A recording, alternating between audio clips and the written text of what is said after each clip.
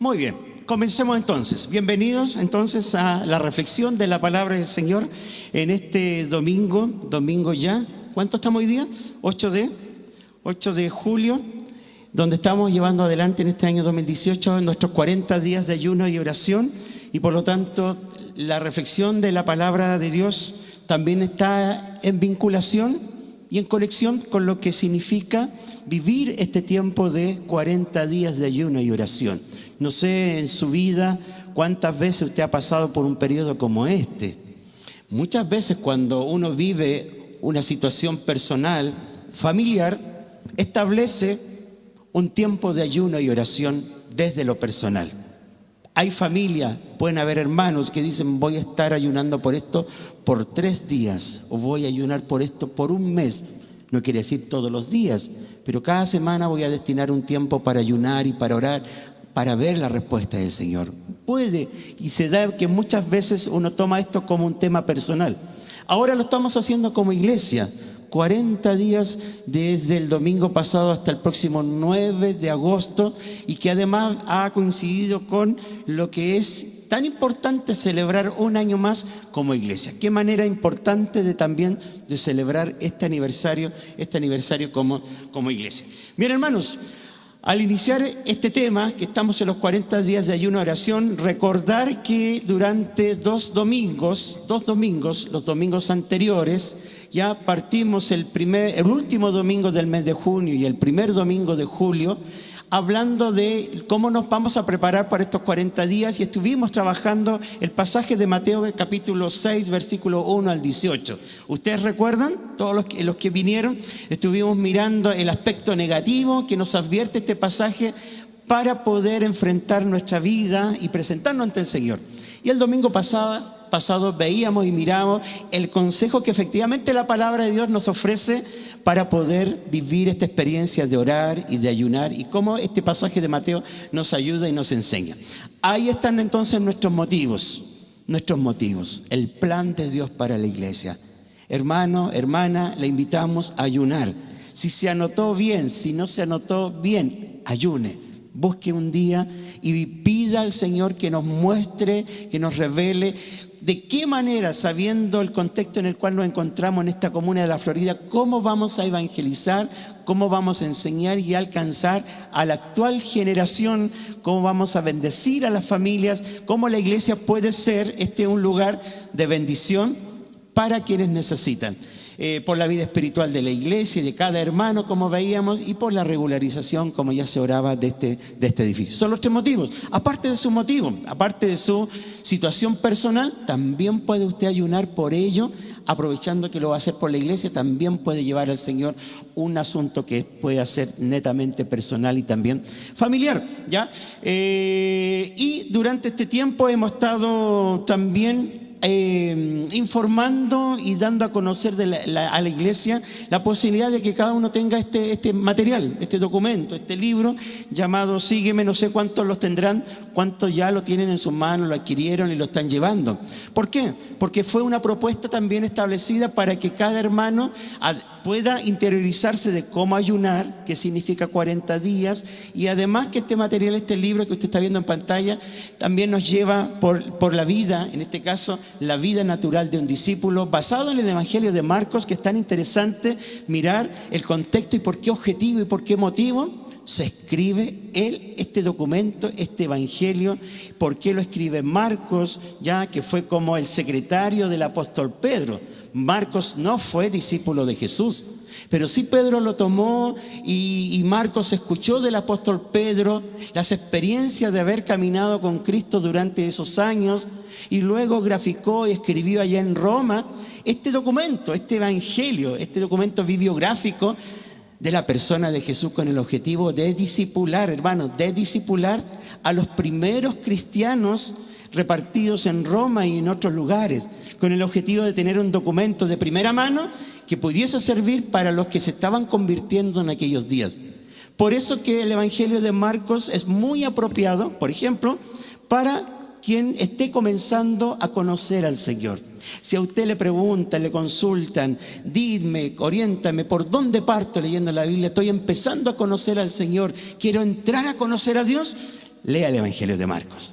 Ese es el objetivo, ser el Evangelio la primera herramienta con la que se encuentre un hombre o una mujer creyente que está partiendo su vida de relación con él, el Evangelio de Marcos. Así que, hermanos, ustedes han recibido este libro, muchos de ustedes lo adquirieron, tal vez otros no lo adquirieron, no obstante la cantidad de semanas que tuvimos anunciándolo para que usted lo pudiese adquirir y tenerlo en su casa. ¿Qué tengo acá, hermanos? ¿Qué tengo acá?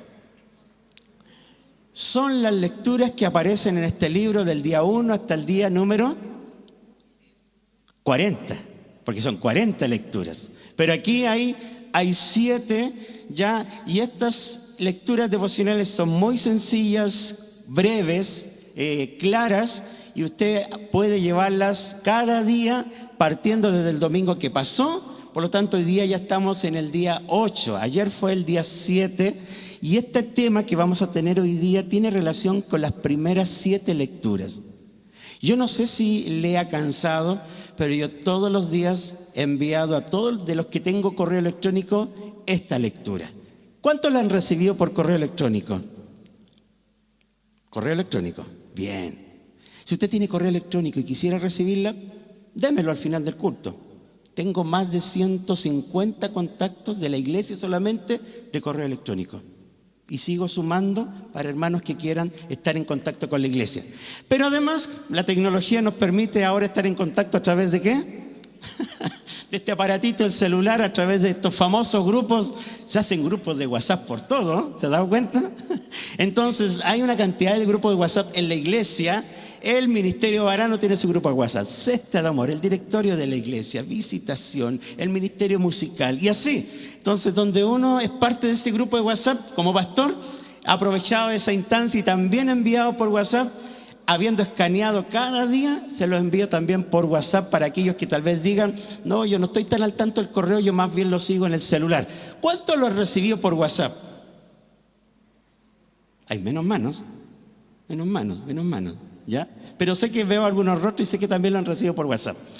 Si usted lo recibe por correo, lo recibe por WhatsApp y está en este grupo y está en este otro y lo recibe 2 veces, 3 veces, 4 veces, bórrelos, ¿ya? Solo quédese con una copia.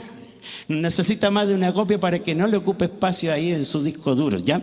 Pero hermanos, a la hermandad hemos tratado de acercar estas lecturas devocionales, sea que usted no se haya llevado el libro, aunque no lo haya llevado, no lo tenga, para que usted cada día siga esta lectura porque queremos seguir la ruta, en este caso, la ruta del discipulado en esta lectura devocional. Hoy día trabajemos desde el día 1 hasta el día 7. ¿Tiene su libro ahí? En una de esas usted trajo el libro. Tal vez lo trajo, tal vez no lo trajo, tal vez usted no lo adquirió, pero no se preocupe, queremos que usted igual se sienta parte, ya, aunque no tenga el libro, porque le quiero enviar también esta lectura y las pueda disfrutar allí en casa. Bien, hermanos, comencemos entonces y pidámosle al Señor que nos pueda guiar y dirigir. Le invito a orar. Señor, te damos las gracias porque en medio de estos 40 días queremos también que tu palabra nos hable, que tú nos guíes, nos enseñes y nos digas lo que quieres que entendamos. Señor, si aquí el día de hoy hay alguien que no conoce a Jesucristo como su Señor y Salvador, habla su vida. Señor, para que aquel que cree que está lejos de ti, hoy día se acerque a ti y hoy venga a tus caminos. Y para todos los que son ya cristianos, creyentes y están en comunión contigo, afirmen y confirmen su fe como discípulos tuyos para que juntos crezcamos a la estatura de la plenitud de Cristo, conociéndole y acercándonos cada día más a ti. Gracias te damos, guíanos en el consejo de tu palabra, en el nombre de Jesús. Te lo pedimos, amén. Amén. Vamos, comencemos entonces, ¿ya? Por ahí en la semana un hermano me hacía algunas preguntas sobre alguna de estas lecturas. Si usted la leyó, esto le va a servir de repaso para ir aclarando.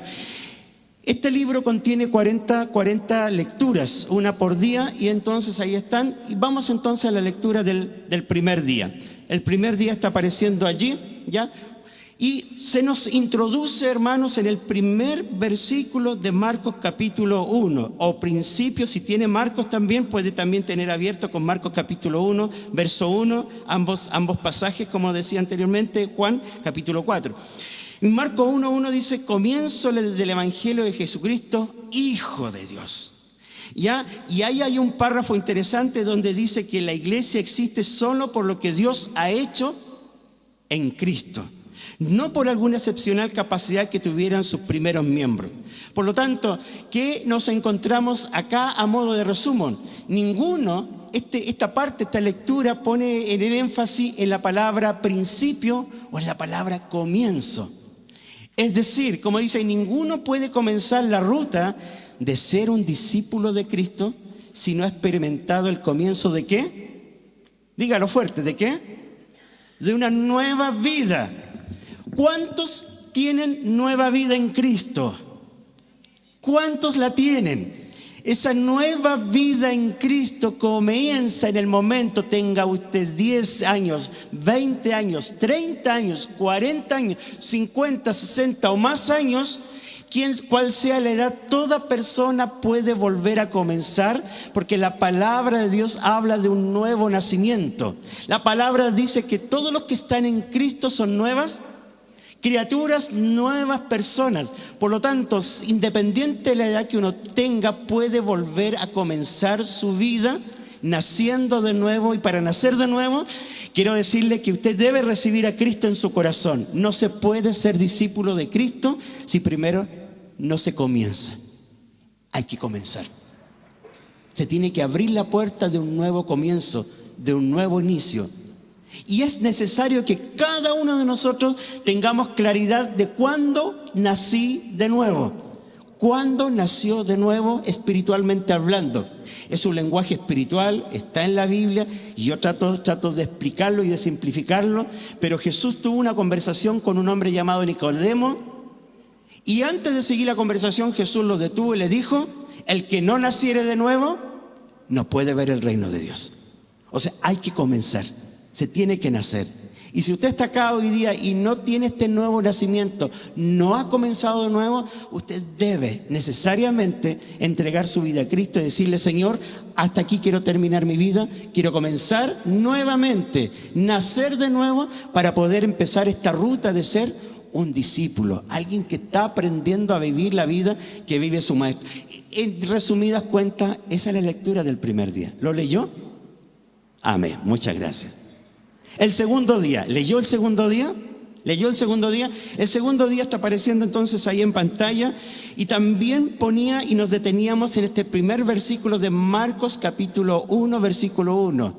Principio del Evangelio de Jesucristo, Hijo de Dios, el día 2. ¿Qué hemos de seguir? Y ahí justamente nos hablaba de una palabra en griego y en hebreo, de la palabra arché, que significa esto de comenzar de nuevo, esto del evangelio, esto de que se está anunciando una noticia. Miren, el evangelio de Marcos no tiene un título, pero ese primer versículo parece ser un título. Ese primer versículo parece decirnos, de alguna manera, se está anunciando una buena noticia. Y aquí se nos decía que es como en el Imperio Romano, cuando se anunciaba algo desde el emperador, desde la oficina central del Imperio Romano. Tal vez que Roma había hecho una nueva conquista, o que el emperador había tenido un nuevo hijo, o que alguien había ascendido al trono. Eran noticias que circulaban por todo el Imperio Romano y se anunciaban en todas las tierras conquistadas. ¿Y qué hace Marcos aquí? Usa la misma figura, a anunciar, pero ya no es el anuncio de una nueva del emperador de Roma, sino que es el anuncio de que esto que vamos a leer, Marcos, es la buena nueva. Porque ¿qué significa evangelio? Buena nueva. Entonces, ¿qué está haciendo Marcos? Está anunciando a todo el imperio, a todo el mundo cristiano, que hay una buena noticia, no del emperador, sino que del Rey de Reyes y Señor de Señores, que ha venido al mundo para establecer un nuevo orden de las cosas de la mano de uno llamado Jesús. Por eso es que cuando uno lee Marcos capítulo 1, versículo 1, esa es la idea que hace Marcos, y viene a decirles a todos acá, usted que está acá, ¿necesita una buena nueva? ¿Necesita recibir buenas noticias? Déjeme decirle, hay una buena noticia. Jesucristo vino al mundo para salvar lo que se había perdido. Esa es la buena noticia que debe ser proclamada en todo el mundo conocido, y no solamente el Imperio Romano de aquel entonces. De esa manera se resumía el día 2. ¿Leyó el día 2? Gracias. Si usted recibe esta lectura por correo, yo esperaría que usted las lea. Si lo recibe por WhatsApp, esperaría que la esté leyendo, para que estemos todos conectados. Amén. Gracias los que dijeron amén. Los que no, confío que la estén leyendo. ¿Leyó el día 3? El día 3 dice allí arriba, dice, principio, mire, vuelve. Tal vez usted se encontró, porque otra vez vuelve a quedarse pegado en Marcos capítulo 1, versículo 1. Es que hay mucho que reflexionar. Seguramente se le pasó por su mente, no sé. Y es presentado este versículo en más de una versión bíblica. La Reina Valera, la NBI, tal vez la TLA y tantas otras versiones bíblicas. Y acá dice, principio del Evangelio. ¿Qué significa Evangelio? De las buenas nuevas de Jesucristo. O sea, Jesús, el Mesías, Hijo de Dios. Con la pregunta, ¿qué hemos de seguir? Para detenernos en este momento, y por eso es tan importante escuchar esto, porque esta es la buena noticia de un hombre que es sin igual. Su nombre es Jesucristo. Jesús es la encarnación de Dios, no un hombre cualquiera, es lo que se resume en esta lectura que es del día 3. Sino Dios mismo entre nosotros, es Dios salvando a los seres humanos. ¿Ya? Cuando se le dice a María, concebirás en tu seno y darás a su luz un hijo y le pondrás por nombre. ¿Qué significa Jesús? ¿Qué significa Jesús? ¿Qué significa Jesús?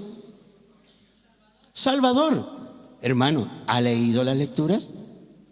Léala, porque eso le va a ayudar a aprender. Jesús significa Salvador, o el Señor salva. Es como el nombre Yeshua, que aparece en esta lectura, que significa, que es también Josué, que traducido es salvación o Dios salva. Josué.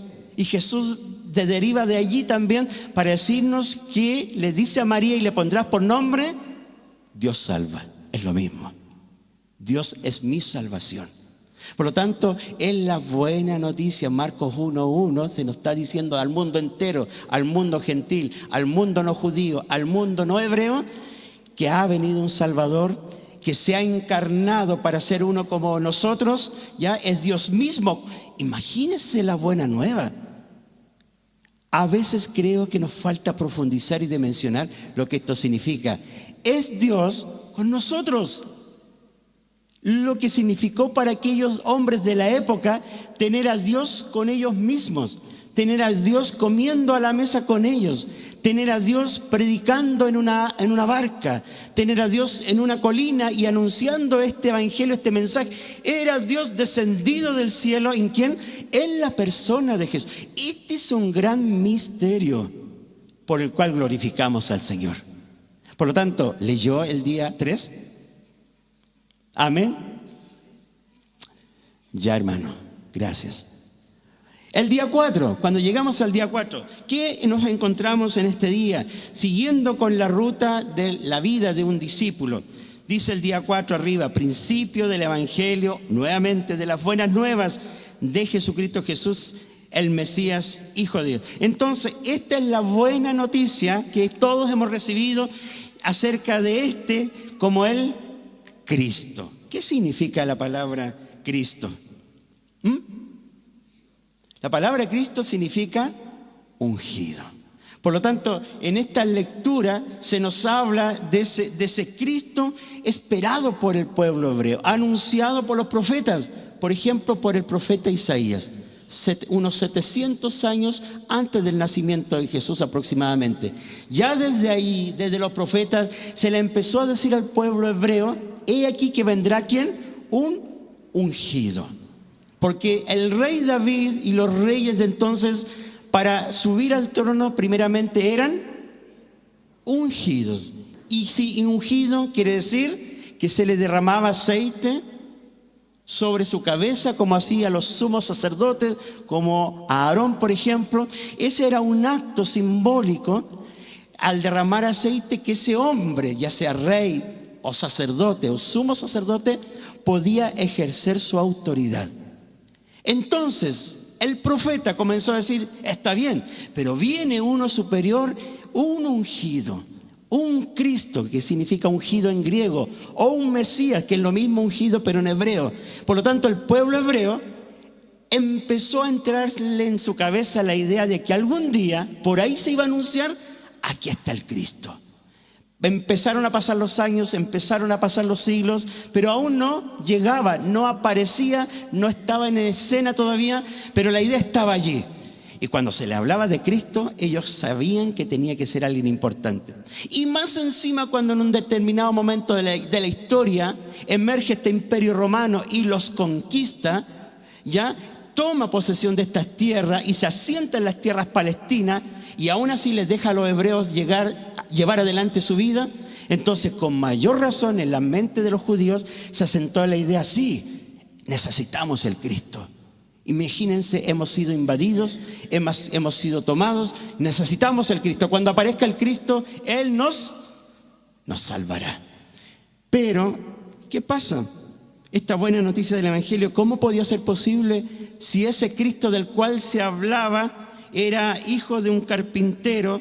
Todos conocían a su familia y más encima, días después, había sido crucificado. ¿Cómo puede ser que este sea el Cristo del cual todos hablan?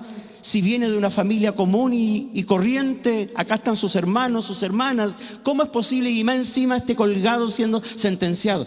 Esa idea, esa concepción de Cristo no era lo esperado por el pueblo hebreo. Pero hermanos, como dice ahí, al final la buena noticia es sobre Jesús. Y como el Cristo. El crucificado, hermanos, es el Cristo. El crucificado es el ungido. El desechado, el despreciado, el sentenciado, imagínense, es nuestro Salvador. ¿Cómo es posible? Esto no está dentro de la mente natural y de nuestra sociedad, pero Dios le ha placido hacerlo así. Es el Cristo esperado, es el Jesús crucificado.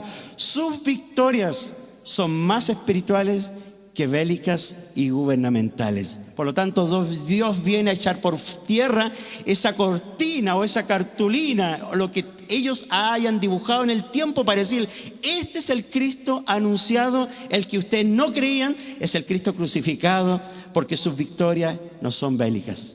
No va a conquistar imperios, no va a conquistar tierras, sino que va a conquistar corazones. Amén. Va a conquistar corazones. Y sobre esos corazones va a establecer su victoria. ¿Leyó el día 4? Amén. ¿Cuántos me siguen? ¿Siguen? ¿Sí? Seguimos adelante. Vamos con el día 5. El día 5, que está ahí apareciendo en pantalla, es el comienzo. Nuevamente se vuelve a repetir como parte de Marcos 1. Pero más adelante hay una pregunta. ¿Eres el Cristo? Le preguntan a Jesús un día. ¿Eres el Cristo? Ustedes saben que Cristo significa ungido. El prometido, el anunciado por tantos siglos. ¿Eres el que estamos esperando? El Hijo del Bendito le preguntó de nuevo al sumo sacerdote. ¿Y qué responde Jesús? Claramente, sí, yo soy, dijo Jesús. Por lo tanto, en esta parte es cuando también, en esta lectura que teníamos, es cuando el Padre confirma que Jesús, el que recorre las tierras de Palestina, el que se encuentra allí con Juan el Bautista para que lo bautice. Cuando Él se bautiza, aparece una voz del cielo. ¿Qué dice esa voz del cielo?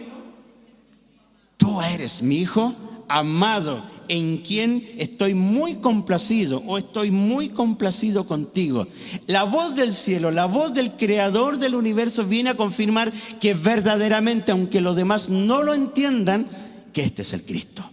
Hermanos, si hay alguien acá que está buscando al verdadero profeta, al verdadero Señor, al verdadero Dios, este es el Cristo. El que recorrió las tierras de Palestina, el que estuvo en el Jordán, el que se fue luego a Galilea, el que los hombres querían entronarlo en alguna vez, pero él también se fugó. Fue echado de Nazaret cuando leyó al profeta Isaías y decía, estas escrituras se han cumplido delante de ustedes. El Espíritu del Señor está sobre mí y me ha enviado a predicar las buenas nuevas. Y cuando él dice, esto se ha cumplido, lo expulsan de la sinagoga y de Nazaret mismo.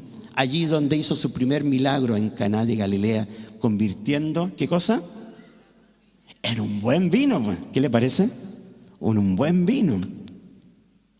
Ustedes saben, los que saben de vino. Porque cuando el Señor hace las cosas, las hace bien.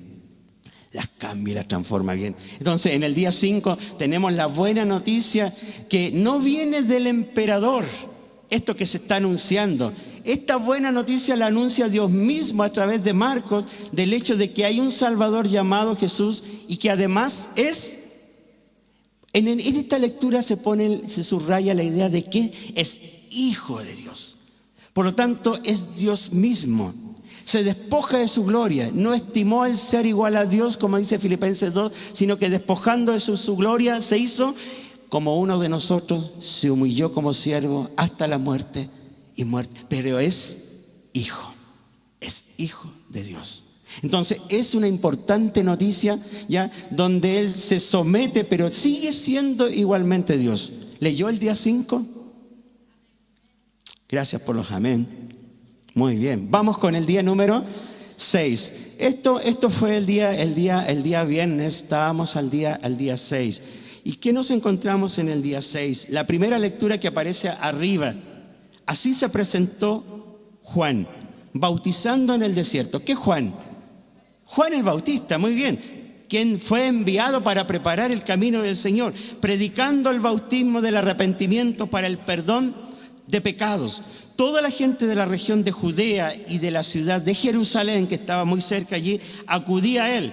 Cuando confesaban sus pecados, él los bautizaba en el río Jordán. Entonces, en esta lectura del día 6, se nos habla de este proceso que debe haber en la vida de todo ser humano, todo hombre, toda mujer, para poder entrar en la comunión con Dios, donde es la predicación que Juan el Bautista pregona en las tierras desérticas como también en el río Jordán. Arrepentíos, haced frutos dignos de arrepentimiento. ¿Qué salieron a ver? Arrepiéntanse. La predicación de Juan es llamar al pueblo hebreo al arrepentimiento, porque a lo largo de los años su corazón se había enfriado y se había de alguna manera relacionado con una hipocresía, con una religiosidad, con un sistema. En vez de tener comunión con Dios y buscar a Dios sinceramente, el corazón del pueblo hebreo estaba alejado totalmente de esa comunión con Dios. Pero antes que aparezca el Mesías, el Cristo, el ungido, el Jesucristo, el Hijo de Dios, Dios envía a Juan el Bautista para decirle a toda la región que se arrepienta, que se vuelva a Dios, que limpie sus caminos, que lo torcido se enderezca. Antes que aparezca el Cristo. ¿Tú eres el Cristo?, le preguntan a Juan, ¿se recuerdan? ¿Tú eres el Cristo? Entonces vuelvo a decir, porque la gente hebrea estaba esperando, estaba con su mente, aparecía alguien, ¿será este el Cristo? Que nos hablaron. Yo no soy, decía Juan, yo no soy el Cristo, ni siquiera soy digno de ¿qué? Decía Juan el Bautista. De desatar la correa de su calzado. No, el que viene después de mí, ¿qué decía él? Dígalo fuerte, el que viene después de mí es más poderoso que yo. Yo los bautizo con agua, decía Juan, pero Él los bautizará con Espíritu Santo y fuego. Amén. Entonces Juan viene preparando el camino. Y Juan viene diciendo, antes que venga Jesús, que ya viene, arrepiéntanse. Que cuando Él llegue, encuentren nuestros corazones listos para recibir el mensaje. Porque si en el corazón no hay arrepentimiento, hay endurecimiento. Y cuando hay endurecimiento de corazón, por más que usted o yo esté escuchando la verdad, no la vamos a recibir. Porque el ego, el orgullo, la vanagloria personal se apoderan tanto del corazón que lo endurecen y no quiere uno escuchar. Por eso que dice ahí arrepentirse implica limpieza de vida, abandono de todo lo que puede estar torcido, a fin de hacer la voluntad de Dios. Porque antes de vivir la vida plena en Cristo, tiene que venir ¿qué cosa? ¿Qué tiene que venir? Arrepentimiento. ¿Hay alguien acá que no tiene y no conoce a Cristo como su Señor y Salvador? ¿Quiere tener una nueva vida? ¿Quiere tener una vida plena? Hay que arrepentirse, venir al Señor lo primero. La puerta se abre, la puerta de Dios se abre cuando un hombre y una mujer vienen arrepentidos pidiendo perdón. Pedir perdón.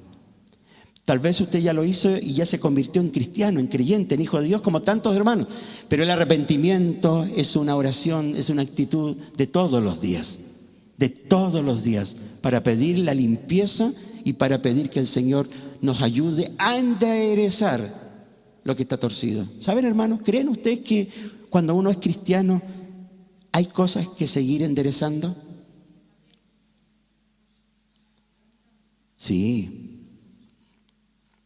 Una vez hablé con un hermano que se congregaba acá y me llamó para pedirme una carta para irse a otra iglesia. Y me dijo, y descubrí que había un pecado de por medio. Y lo tuvo que reconocer. Entonces muchas veces podemos estar en la iglesia, pero en pecado. ¿Creen ustedes que eso pasa? Pasa. Podemos sentarnos, mirarnos, pero estar en pecado y ocultarlo y no decirlo a nadie y parecer que todo anda bien. Por lo tanto, el arrepentimiento es una actitud nuestra de todos los días, de revisar y orar como el Salmo 139. Examíname, oh Dios, escudriña mi corazón, de tal manera que donde hay algo torcido, donde algo no esté haciendo bien, puede estar viniendo al culto. Y hoy día mismo es posible que algunos de nosotros estemos aquí en este culto siendo conscientes que hay algo que no está caminando bien en nuestra vida, en nuestro hogar, en nuestra familia, en nuestro matrimonio. Hay algo. Posiblemente estemos sentados acá escuchando esta palabra y hay algo de lo cual debo corregir y no me he querido hacer cargo y lo dejo pasar haciendo, como se dice en buen chileno, la vista gorda. ¿Lo conoce ese dicho? Y a nuestro hermano extranjero se los compartimos. ¿Qué quiere decir? No hacerle caso y no mirar este error y seguir adelante sin mirar este error, hacer la vista gorda. Eso significa en buen chileno. Y para los que no nos están y nos van a ver también después por el internet, la explicación. Entonces, tiene que venir el arrepentimiento antes de vivir la vida plena. Eso nos dice Marcos y en la predicación de Juan el Bautista. ¿Leyó el día 6? Bien, muy bien, hermanos, felicitaciones. Ayer fue el día 7. Ayer sábado fue el día 7. Les compartí esta lectura en sus correos, por WhatsApp, ya. Y el día 7, que termina la primera semana, en esta lectura se nos hace un alto. Es como un descanso, es como detener, apagar los motores, hacernos a un lado del camino, porque cada 7 días vamos a estar pensando en lo que significa ser un discípulo, con una lectura que habla al respecto.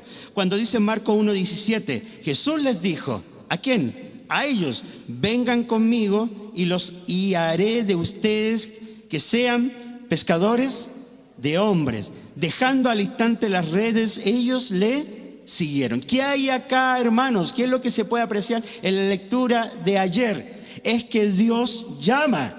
Dios llama, Dios llama. No me eligieron ustedes a mí, dice Jesús en el Evangelio de Juan, sino que yo los elegí a ustedes. Ninguno viene a Dios por su propia iniciativa. Ninguno tiene necesidad de Dios porque un día despertó y dijo, voy a buscar a Dios, me nace buscar. Ese nacimiento no viene del corazón de uno mismo, viene por Dios. Dios lo trae a uno. Dios lo trajo a usted, Dios me trajo a mí, y Dios tal vez quiere traer a muchos de ustedes que tal vez no han tenido un encuentro personal con el Señor. Dios llama y encontró a estos hombres y les dijo, vengan y los voy a hacer, ¿qué cosa? Pescadores de hombres, en el sentido de que ustedes van a llevar este mensaje del Evangelio y muchos van a creer y van a ser tomados y van a creer en Cristo y se van a ser hijos de Dios también. Pescadores de hombres, una figura gramatical para dar a entender que así como ellos eran pescadores literalmente, pero ahora serían para una causa superior, para una causa mayor. Así que eso es lo que pasa en el día 7. ¿Les llamó la atención la cantidad de versículos que aparecen aquí con relación a esto, los unos a los otros? En esta lectura 7 se nos habla de que la tarea de acompañar y guiar hacia la madurez en Cristo fue asignada a la iglesia, a los miembros maduros. Por lo tanto, en la iglesia, todos los que somos de la iglesia, tenemos esta tarea de acompañar, de guiar y de estar los unos a los otros. ¿Alcanza a ver la lectura ahí arriba? ¿No? Mire todas las veces que aparecen los unos a los otros.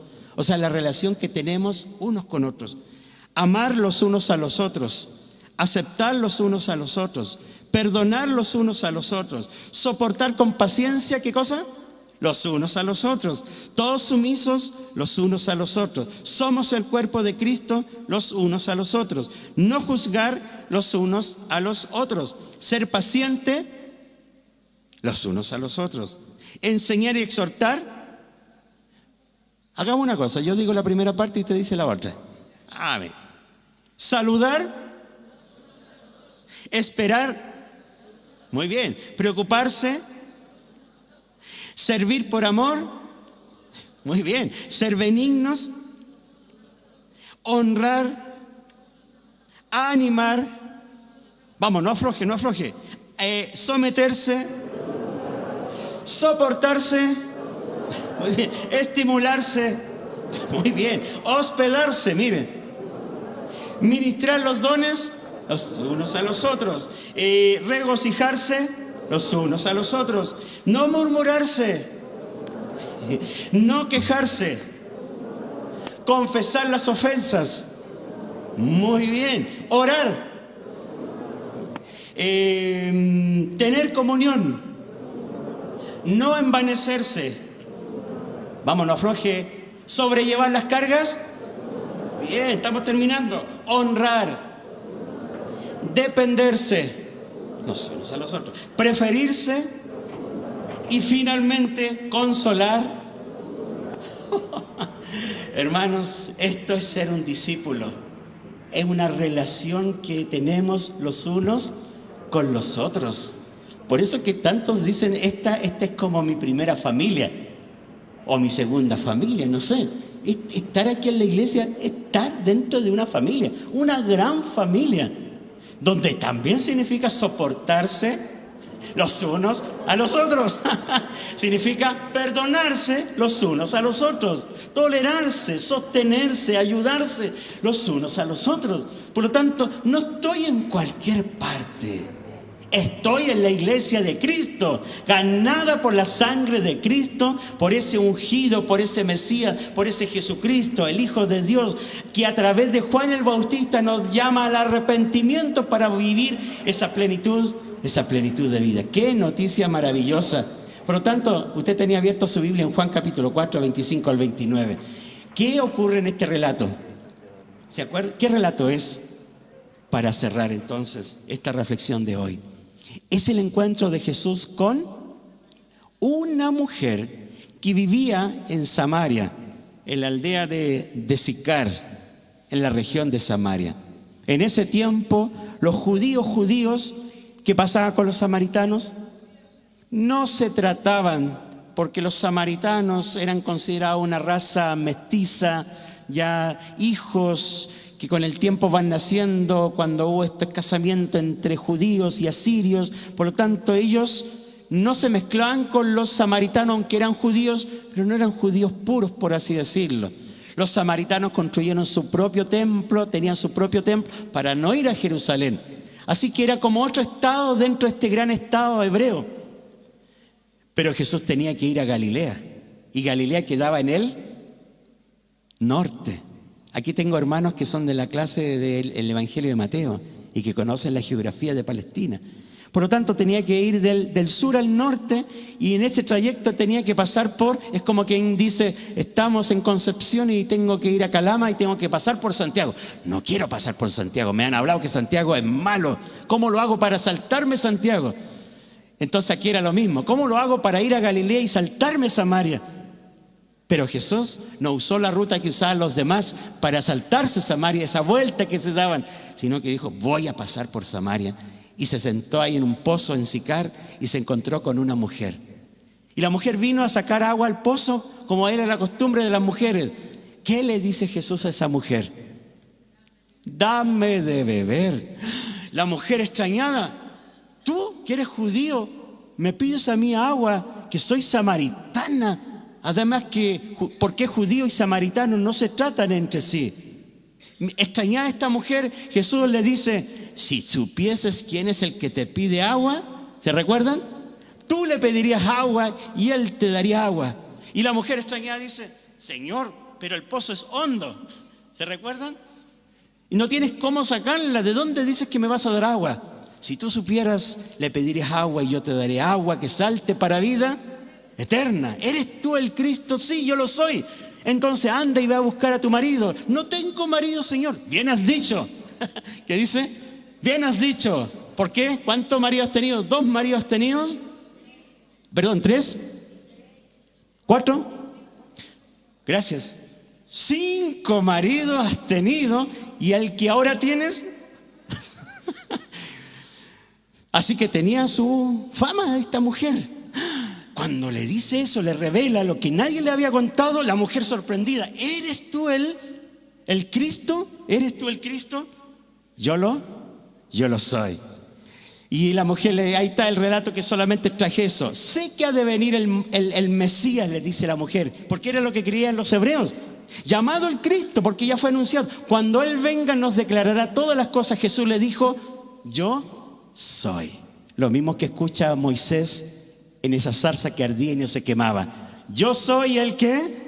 Aquí tenemos a Jesucristo, el Hijo de Dios, el Dios encarnado, donde repite las mismas palabras a Moisés. Yo soy el que habla contigo.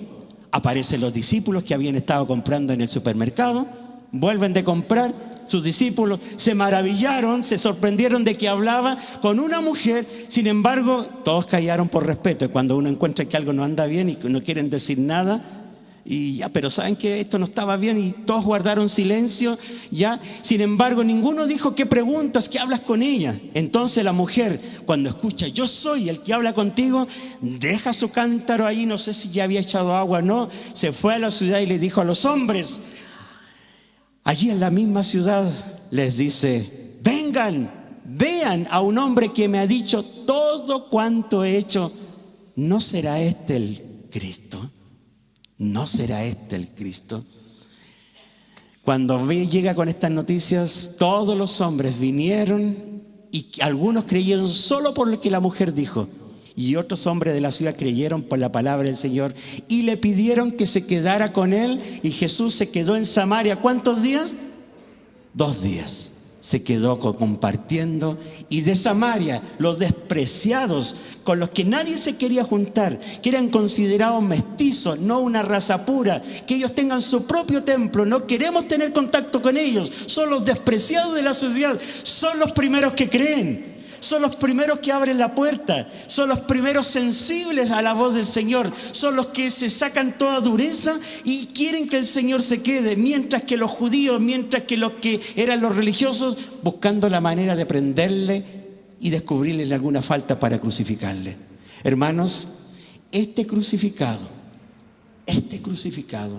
es el Mesías, este crucificado es el Cristo crucificado. Es el Cristo esperado. Si hoy día no tienes a este Cristo crucificado y no lo has recibido en tu corazón, para tener vida nueva, vida plena, es la oportunidad de hacerlo.